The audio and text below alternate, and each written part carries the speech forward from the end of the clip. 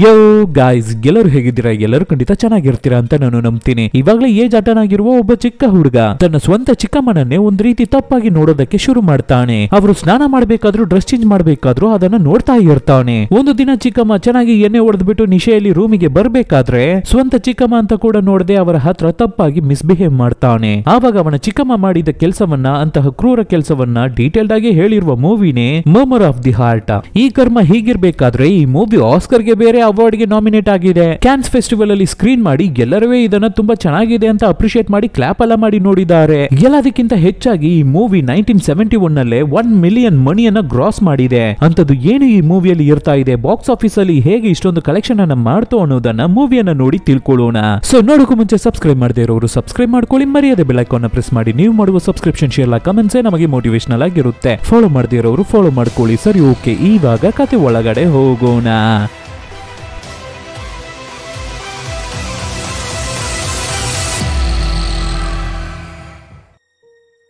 Opening scene ಅಲ್ಲಿ 1950 France. ಈ ಮೂವಿಯ ಹೀರೋವಾದ ಚಿಕ್ಕ ಹುಡುಗ ಲಾರೆಂಟ್ ಸ್ಕೂಲ್ ಮುಗ್ದಾದ ಮೇಲೆ ಅವನ ಫ್ರೆಂಡ್ ಜೊತೆ ಸೇರಿ ಪಬ್ಲಿಕ್ ಅಲ್ಲಿ ಜನರ ಹತ್ರ ಇಂಡಿಯಾ ಮತ್ತೆ ಚೈನಾ ವಾರ್ ಅಲ್ಲಿ ಅಫೆಕ್ಟ್ ಆಗಿದ್ದ ಜನರಿಗೆ ಹೆಲ್ಪ್ ಮಾಡೋದಾಗಿ, ಸಹಾಯ ಮಾಡೋದಾಗಿ ಹೇಳಿ ಎಲ್ಲರ ಹತ್ರನೂ ಡೊನೇಷನ್ ಅನ್ನ ಕಲೆಕ್ಟ್ ಮಾಡ್ತಾ ಇರ್ತಾರೆ. ಕಲೆಕ್ಷನ್ ಎಲ್ಲ ಆದ ಮೇಲೆ ನೆಕ್ಸ್ಟ್ ಒಂದು ಕ್ಯಾಸೆಟ್ ಅಂಗಡಿಗೆ ಹೋಗಿ ನಮ್ಮ ಲಾರೆಂಟ್ ಅವನ ಫ್ರೆಂಡ್ ಅನ್ನ ಯೂಸ್ ಮಾಡಿ ಅಂಗಡಿ ಓನರ್ ಅನ್ನ ಡೈವರ್ಟ್ ಮಾಡಿ ಆ ಗ್ಯಾಪ್ ಅನ್ನ ಯೂಸ್ ಮಾಡಿ ನಮ್ಮ ಹುಡುಗ ಅವನಿಗೆ ಇಷ್ಟವಾಗಿದ್ದ ಒಂದು ಕ್ಯಾಸೆಟ್ ಅನ್ನ ಕದ್ಕೊಬಿಡ್ತಾನೆ. ನಂತರ ಅಂಗಡಿ ಓನರ್ ಹತ್ರನೇ ಡೊನೇಷನ್ ಅನ್ನ ಕೇಳಿ ಹಣವನ್ನ ತಗೊಂಡು ಅಲ್ಲಿಂದ ಆಚೆ ಬರ್ತಾರೆ ಫ್ರೆಂಡ್ಸ್. ಸರಿಯಾದ ಕ್ರಿಮಿನಲ್ ಆಗಿ ಇರ್ತಾ ಇದ್ದಾನೆ ಅಲ್ವಾ? ಎಲ್ಲದಕ್ಕಿಂತ ಹೆಚ್ಚಾಗಿ ನಮ್ಮ ಲಾರೆಂಟ್ ಅವರ ತಂದೆ ದೊಡ್ಡ ಡಾಕ್ಟರ್, ತುಂಬಾನೇ ಸಾಹುಕಾರರು. ಆದ್ರೆ ತಂದೆಯವರಿಗೆ ನಮ್ಮ ಲಾರೆಂಟ್ ಮೇಲೆ ಅಷ್ಟೇನು ಪ್ರೀತಿ ಇರಲ್ಲ. ಅದೇ ತರ ಹುಡುಗನಿಗೆ ಕೂಡ ಅವರ ತಂದೆ ಮೇಲೆ ಪ್ರೀತಿ ವಿಶ್ವಾಸ ಇರಲ್ಲ. ಅದಕ್ಕಾಗಿ ಹುಡುಗ ಈ ರೀತಿ ಇರ್ತಾ ಇದ್ದಾನೆ ಅನ್ಸುತ್ತೆ. ಆದ್ರೆ ಅವನ ತಾಯಿ ಕ್ಲಾರಾ ನಮ್ಮ ಲಾರೆಂಟ್ ಮೇಲೆ ತುಂಬಾನೇ ಪ್ರೀತಿಯಾಗಿರ್ತಾರೆ. ನೋಡೋದಕ್ಕೂ ತುಂಬಾನೇ ಯಂಗ್ ಆಗಿ ಕಾಣಿಸ್ಕೊತಾರೆ. ಇವರಿಗೆ ತುಂಬಾನೇ ಚಿಕ್ಕ ವಯಸ್ಸಿನಲ್ಲಿ ಮದುವೆಯನ್ನ ಮಾಡಿ ಕೊಟ್ಬಿಟ್ಟಿದ್ದಾರೆ ಅನ್ಸುತ್ತೆ ಅವರ ಪೇರೆಂಟ್ಸ್. ಈ ಕ್ಲಾರಾ ಅವರಿಗೆ ನಮ್ಮ ಲಾರೆಂಟ್ ಮೂರನೇ ಮಗ.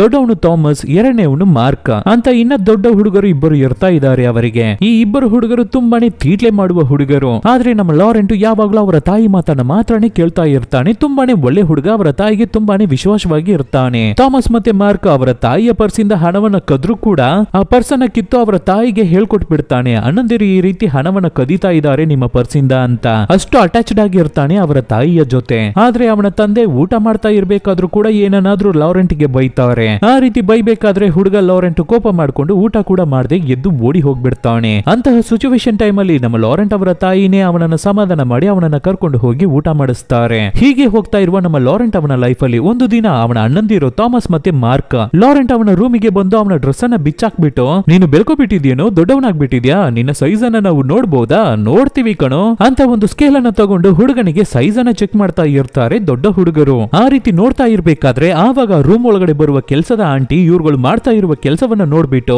ಆ ಹುಡುಗರು ಸೈಜ್ ಅನ್ನ ಚೆಕ್ ಮಾಡೋದಕ್ಕೆ ಯೂಸ್ ಮಾಡ್ತಾ ಇದ್ದ ಸ್ಕೇಲ್ ಅನ್ನೇ ಅವ್ರಗಳ ಹತ್ರದಿಂದ ಕಿತ್ತು ಅವ್ರಗಳಿಗೇನೆ ಬಾರಿಸ್ತಾರೆ. ನೆಕ್ಸ್ಟ್ ದಿನ ಬೆಳಿಗ್ಗೆ ಸ್ಕೂಲ್ಗೆ ಲೇಟ್ ಆಗಿದ್ರಿಂದ ತುಂಬಾನೇ ಗಾಬರಿಯಾಗಿ ಎದ್ದು ಬಿದ್ದು ಓಡಿ ಹೋಗ್ತಾನೆ ಲಾರೆಂಟ್. ಆ ಸ್ಕೂಲ್ ಒಂದು ಕ್ಯಾಥಲಿಕ್ ಕ್ರಿಶ್ಚಿಯನ್ ಸ್ಕೂಲ್. ಆ ಸ್ಕೂಲ್ ಫಾದರ್ ಹತ್ರ ಬರೋ ದಾರಿಯಲ್ಲಿ ಒಬ್ಬರಿಗೆ ಕಣ್ಣು ಕಾಣಿಸ್ತಾ ಇರ್ಲಿಲ್ಲ. ರೋಡ್ ಅನ್ನ ಕ್ರಾಸ್ ಮಾಡೋದಕ್ಕೆ ತುಂಬಾನೇ ಕಷ್ಟ ಪಡ್ತಾ ಇದ್ರು. ಅದಕ್ಕೆ ಅವರಿಗೆ ಹೆಲ್ಪ್ ಮಾಡಿ ಬಂದೆ, ಆದ್ರಿಂದಾನೇ ಲೇಟ್ ಆಗೋಯ್ತು ಅಂತ ಸುಳ್ಳನ್ನ ಹೇಳ್ತಾನೆ ಲಾರೆಂಟ್. ಅದನ್ನ ನಂಬಿದ ಫಾದರ್ ಕೂಡ ಸರಿ ಕ್ಲಾಸ್ಗೆ ಹೋಗು ಅಂತ ಅವನನ್ನ ಕಳಿಸ್ತಾರೆ. ಆಮೇಲೆ ಲಾರೆಂಟ್ ಕ್ಲಾಸ್ಗೆ ಹೋಗಿ ಕೂತು ಕ್ಲಾಸಸ್ ಎಲ್ಲವನ್ನು ಕಂಪ್ಲೀಟ್ ಮಾಡಿ ಸ್ಕೂಲ್ ಮುಗ್ದಾದ ಮೇಲೆ ಮನೆಗೆ ಹೋಗೋಣ ಅಂತ ಹೊರಡ್ತಾನೆ. ಆದ್ರೆ ದಾರಿಯಲ್ಲಿ ಒಬ್ಬ ಚಿಕ್ಕ ಹುಡುಗನ ಫ್ರೆಂಡ್ಶಿಪ್ ಸಿಗುತ್ತೆ. ಆ ಚಿಕ್ಕ ಹುಡುಗನ ಜೊತೆ ಸೇರ್ಕೊಂಡು ಮನೆಗೆ ಹೋಗದೆ ರೋಡ್ ಅಲ್ಲಿ ಕೂತು ಸಿಗರೇಟ್ ಸೇತಾ ಇರ್ತಾನೆ. ಆವಾಗ ಅವನ ತಾಯಿ ಬೇರೆ ಒಬ್ಬನ ಜೊತೆ ಸೇರಿ ಕಾರಲ್ಲಿ ಹೋಗೋದನ್ನ ನೋಡಿದ ಲಾರೆಂಟ್ ತುಂಬಾನೇ ಶಾಕ್ ಆಗ್ತಾನೆ. ತಕ್ಷಣ ಈ ವಿಷಯವನ್ನ ತಂದೆ ಹತ್ರ ಹೋಗಿ ಹೇಳ್ಬೇಕು ಅಂತ ಅವರ ಕ್ಲಿನಿಕ್ ಗೆ ಹೋಗ್ತಾನೆ. ಆದ್ರೆ ಹುಡುಗ ಅಲ್ಲಿಗೆ ಬಂದಿದ್ದ ತಕ್ಷಣ, ಇಲ್ಲಿಗೆ ನೀನು ಏನಿಕೋ ಬಂದೆ, ಇಲ್ಲಿಗೆಲ್ಲ ನೀನು ಬರಬಾರ್ದು, ಹೋಗೋ ಮನೆಗೆ ಫಸ್ಟ್ ಅಂತ ಹುಡುಗ ಏನನ್ನ ಹೇಳೋಕೆ ಬಂದ್ನೋ ಅದನ್ನ ಹೇಳೋಕೆ ಬಿಡದೆ ಅವನನ್ನ ಅಲ್ಲಿಂದ ಓಡಿಸಿ ಬಿಡ್ತಾರೆ ತಂದೆ. ಅವನ ತಾಯಿ ಇನ್ನೊಬ್ಬರ ಜೊತೆ ಇಲ್ಲಿಗಲ್ ಅಫೇರ್ ಅಲ್ಲಿ ಇರೋದನ್ನ ತಡ್ಕೊಳ್ಳೋಕೆ ಆಗದೆ ಇರುವ ಲಾರೆಂಟ್ ಸಿಕ್ಕಾಪಟ್ಟೆ ಕೋಪದಲ್ಲಿ ಅವನ ಶರ್ಟ್ ಅನ್ನೆಲ್ಲ ಹರಿದು ಬಿಸಾಕ್ತಾನೆ. ಪಾಪ ಹುಡುಗ.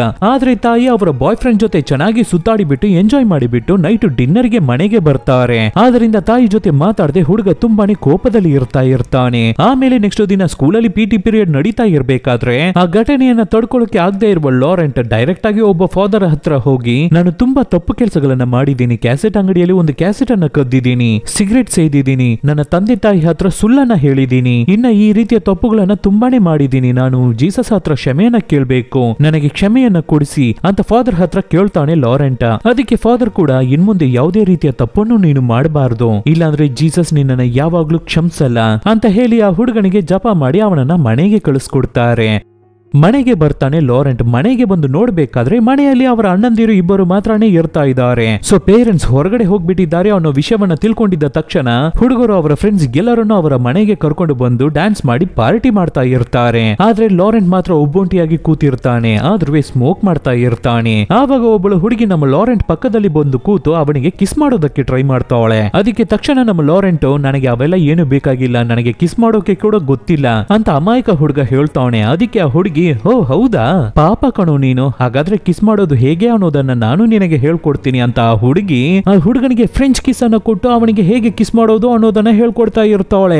ಆ ಕಿಸ್ಸು ನಮ್ಮ ಲಾರೆಂಟ್ಗೆ ಫಸ್ಟ್ ಟೈಮ್ ಕಿಸ್ ಅನ್ನೋದ್ರಿಂದ ನಾಲಿಗೆಯನ್ನ ಹುಡುಗಿ ಬಾಯಿ ಒಳಗಡೆ ಬಿಟ್ಟು ಏನೋ ಮಾಡ್ತಾವನೆ. ಆವಾಗ ಪೂಜೆ ಒಳಗಡೆ ಕರಡಿ ನುಗ್ದಂಗೆ ಆ ಮನೆ ಕೆಲಸದ ಆಂಟಿ ಅಲ್ಲಿಗೆ ಬಂದ್ಬಿಡ್ತಾರೆ.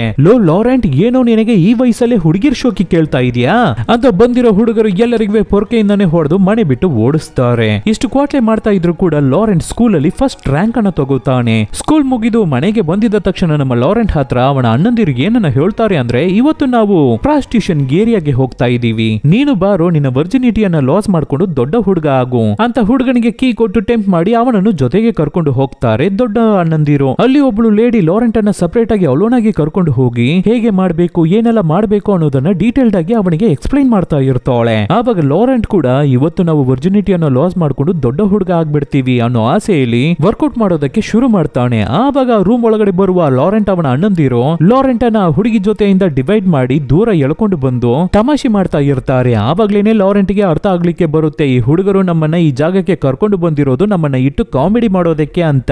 ಕೊನೆಗೆ ಏನನ್ನು ಕಲಿದೆ ಏನನ್ನು ಮಾಡದೆ ಅಲ್ಲಿಂದ ಎಸ್ಕೇಪ್ ಆಗಿ ಬಂದ್ಬಿಟ್ಟಿರ್ತಾನೆ ನಮ್ಮ ಹುಡುಗ.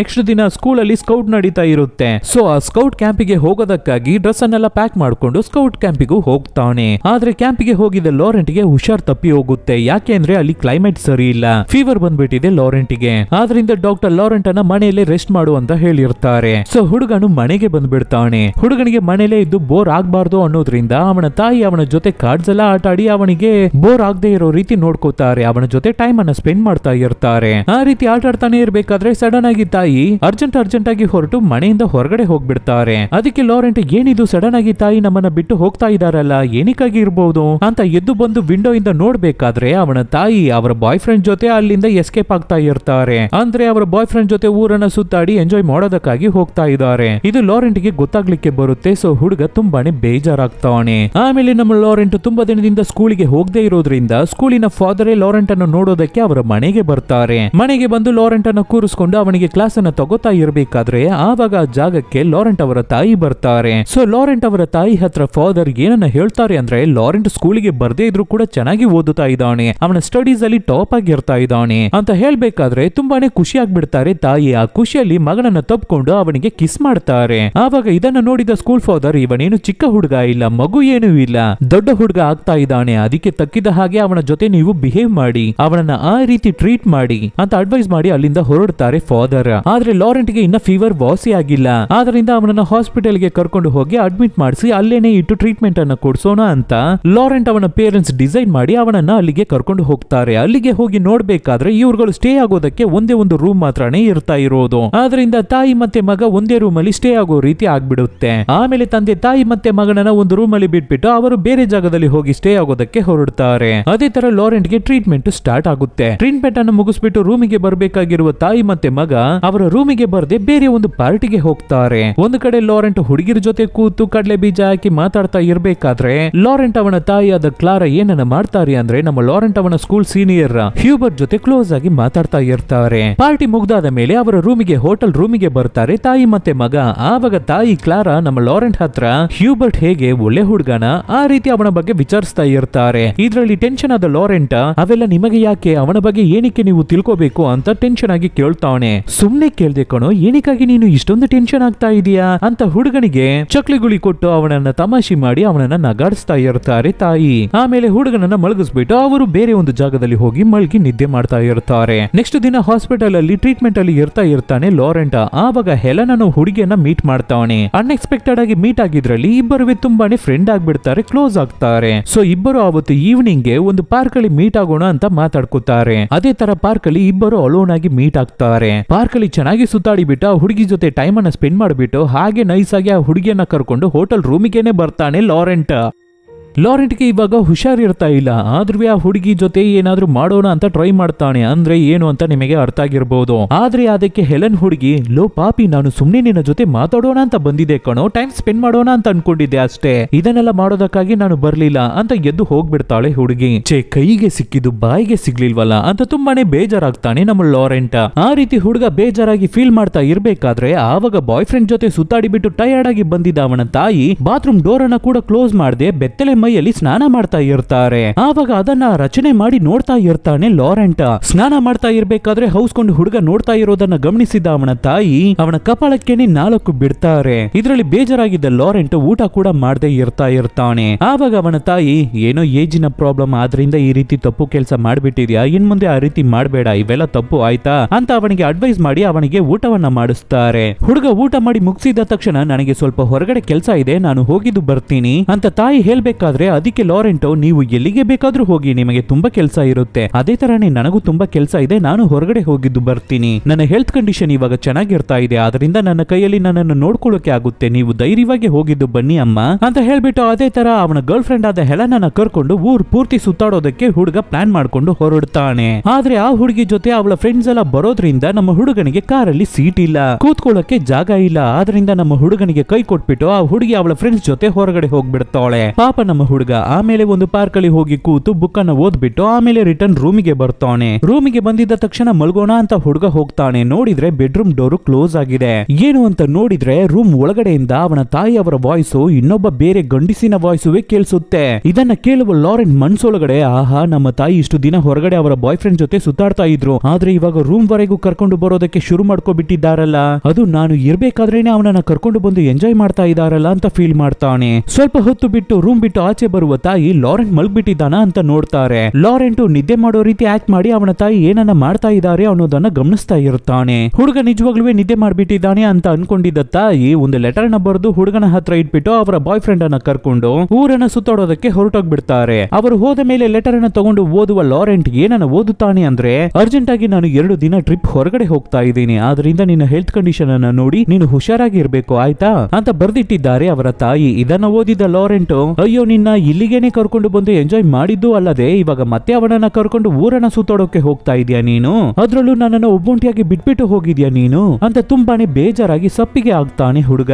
ನೆಕ್ಸ್ಟ್ ದಿನ ಲಾರೆಂಟ್ ಒಂದು ಪಾರ್ಟಿಗೆ ಹೋಗ್ಬೇಕಾದ್ರೆ ಅವನ ಗರ್ಲ್ ಫ್ರೆಂಡ್ ಆದ ಹೆಲೆನ್ ಬೇರೆ ಹುಡುಗಿರ ಜೊತೆ ತಪ್ಕೊಂಡು ಡ್ಯಾನ್ಸ್ ಮಾಡ್ತಾ ಇರ್ತಾಳೆ. ಅದನ್ನ ನೋಡ್ತಾ ಇರ್ತಾನೆ ಹುಡುಗ.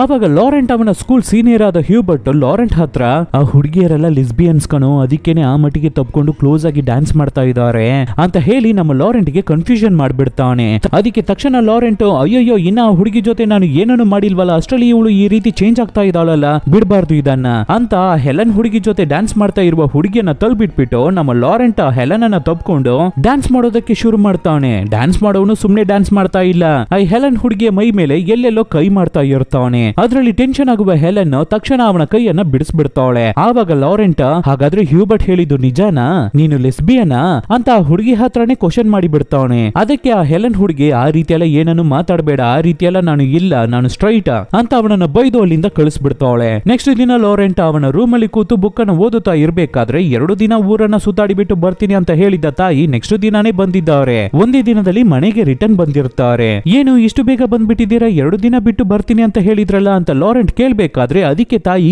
ಏನನ್ನು ಮಾತಾಡದೆ ರೂಮ್ ಡೋರ್ ಅನ್ನು ಕ್ಲೋಸ್ ಮಾಡ್ಕೊಂಡು ಸಪ್ಪಿಗೆ ಸ್ನಾನ ಮಾಡೋದಕ್ಕೆ ಹೋಗ್ತಾರೆ. ಆಮೇಲೆ ಮತ್ತೆ ರೂಮಿಗೆ ಬಂದು ಬೆಡ್ ಅಲ್ಲಿ ಮಲ್ಗಿ ಅಳೋದಕ್ಕೆ ಶುರು ಮಾಡ್ತಾರೆ. ಆವಾಗ ಲಾರೆಂಟ್ ಪಕ್ಕದಲ್ಲಿ ಹೋಗಿ ಕೂತು ಅವರನ್ನ ಸಮಾಧಾನ ಮಾಡೋಕೆ ಟ್ರೈ ಮಾಡ್ತಾನೆ. ಯಾಕೆ, ಏನಾಯ್ತು, ಏನಕ್ಕೆ ಅಳ್ತಾ ಇದ್ದೀರಾ ಅಂತ ಹುಡುಗ ಕೇಳ್ಬೇಕಾದ್ರೆ, ನನ್ನ ಬಾಯ್ ಫ್ರೆಂಡ್ ನನಗೆ ಕೈ ಕೊಟ್ಬಿಟ್ಟ ಕಣಪ್ಪ, ನಿಮ್ಮ ಎಲ್ಲರನ್ನು ಬಿಟ್ಬಿಟ್ಟು ನಾನು ಅವನ ಜೊತೆನೇ ಇರ್ಬೇಕಂತೆ, ನಾನು ಆಗಲ್ಲ ಅಂತ ಹೇಳ್ದೆ, ಅದಕ್ಕೆ ನನಗೆ ಹೊಡೆದು ಬಡ್ದು ನನಗೆ ಬ್ರೇಕಪ್ ಮಾಡಿಬಿಟ್ಟ ಕಣಪ್ಪ. ಇದನ್ನ ಕೇಳಿದ ಲಾರೆಂಟ್, ನೀವು ಏನು ಬೇಜಾರಾಗ್ಬೇಡಿ ಅಮ್ಮ, ನಿಮ್ಮ ಒಳ್ಳೆ ಮನಸ್ಸಿಗೆ ಇನ್ನೊಬ್ಬ ಒಳ್ಳೆ ಬಾಯ್ ಫ್ರೆಂಡ್ ನಿಮಗೆ ಸಿಗ್ತಾನೆ ಅಂತ ಹೇಳಿ ಸಮಾಧಾನ ಮಾಡ್ತಾ ಇರ್ತಾನೆ. ಕರ್ಮ ಕರ್ಮ. ಅದಕ್ಕೆ ತಾಯಿ, ಇವನೆಲ್ಲ ನಾನು ಏನಕ್ಕೆ ನಿನ್ನ ಹತ್ರ ಮಾತಾಡ್ತಾ ಇದ್ದೀನಿ, ನೀನು ಚಿಕ್ಕ ಹುಡುಗ, ಇದ್ರ ಬಗ್ಗೆ ಎಲ್ಲ ನೀನು ಮಾತಾಡ್ಬೇಡ ಅಂತ ಹೇಳ್ತಾ ಇರ್ತಾರೆ. ಅದಕ್ಕೆ ಲಾರೆಂಟ್, ನಾನು ನಿಮಗೆ ಫ್ರೆಂಡ್ ರೀತಿ ಅಮ್ಮ, ನೀವು ಎಲ್ಲ ವಿಷಯವನ್ನು ನನ್ನ ಹತ್ರ ಶೇರ್ ಮಾಡ್ಕೋಬಹುದು, ಅದು ಯಾವುದೇ ಆಗಿದ್ರು ಕೂಡ ಅಂತ ಅವರನ್ನ ಸಮಾಧಾನ ಮಾಡ್ತಾನೆ. ನೆಕ್ಸ್ಟ್ ದಿನ ಪಾರ್ಟಿಯಲ್ಲಿ ಬಾಯ್ ಫ್ರೆಂಡ್ ಕೈ ಕೊಟ್ಟು ಹೋಗ್ಬಿಟ್ಟಿರೋದ್ರ ಬಗ್ಗೆ ಯೋಚನೆ ಮಾಡಿದ ತಾಯಿ ತುಂಬಾನೇ ಎಣ್ಣೆಯನ್ನ ಹಾಕಿ ಓವರ್ ನಿಶೆ ಆಗ್ಬಿಡ್ತಾರೆ. ಟೈಟ್ ಅದನ್ನ ನೋಡಿದ ಲಾರೆಂಟ್ ಪಾರ್ಟಿ ಫಿನಿಶ್ ಆಗೋಕ್ಕೂ ಮುಂಚೆನೆ ಅವರ ತಾಯಿಯನ್ನ ಕರ್ಕೊಂಡು ರೂಮಿಗೆ ಬಂದ್ಬಿಡ್ತಾನೆ.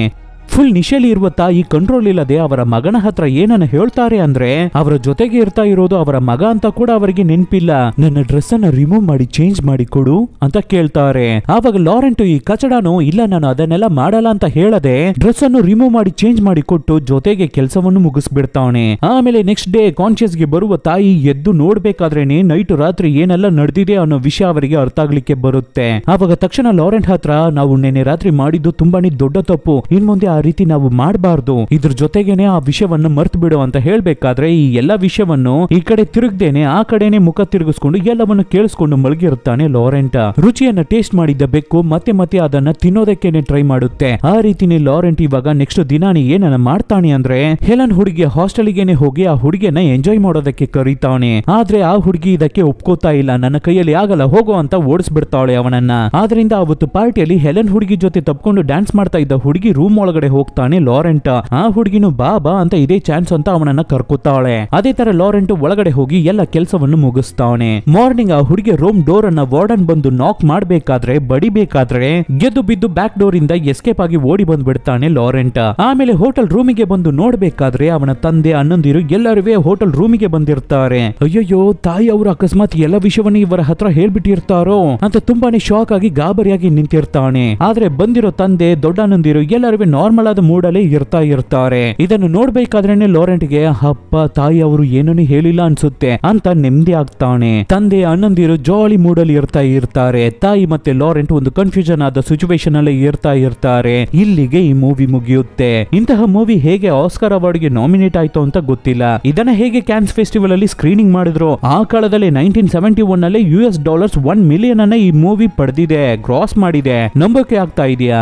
ಇಲ್ಲ ಅಲ್ಲ. ಸೊ ಈ ತರದ ಡಿಫರೆಂಟ್ ಆದ ಮೂವೀಸ್ ಅನ್ನ ನಾವು ನಿಮಗೆ ಕೊಡ್ತಾನೆ ಇರ್ತೀವಿ. ಅದಕ್ಕೆ ನೀವು ಮಾಡಬೇಕಾಗಿರೋದು ನಿಮ್ಮ ಸಪೋರ್ಟ್ ಮಾತ್ರ, ಏನು ಇಲ್ಲ ನಿಮ್ ಫ್ರೆಂಡ್ಸ್ಗೆ, ಫ್ಯಾಮಿಲಿಗೆ, ರಿಲೇಟಿವ್ಸ್ಗೆ ಈ ರೀತಿ ಒಂದು ಚಾನಲ್ ಇದೆ ಚೆನ್ನಾಗಿದೆ ನೋಡು ಅಂತ ಹೇಳಿದ್ರೇನೆ ಸಾಕು. Soon catch you peoples with another nice movie. Take care.